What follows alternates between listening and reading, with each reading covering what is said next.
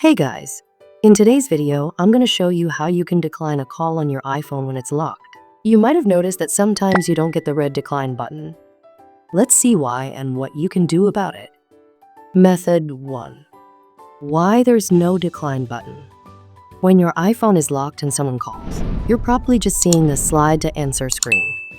That's because Apple wants to avoid accidental declines in your pocket or bag. But there are a few tricks you can use if you really want to reject the call. Method 2 is use the side button. If you want to silence the call, just press the side button once. But if you actually want to decline it, quickly press the side button twice. That's going to send the call straight to voicemail. Method 3 is use volume plus side button. Some people also use this method. Press either volume button along with the side button at the same time. That combo is going to force decline the call right away. Method 4 is use AirPods or CarPlay. If you're using wired earpods or connected to CarPlay, you're going to get the decline button even when the screen is locked.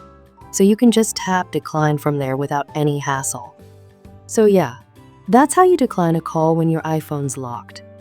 You just gotta double press the side button or use accessories if you got them. Hope this helps you out. If you liked this video, don't forget to like and subscribe for more iPhone tips coming your way. Catch you in the next one.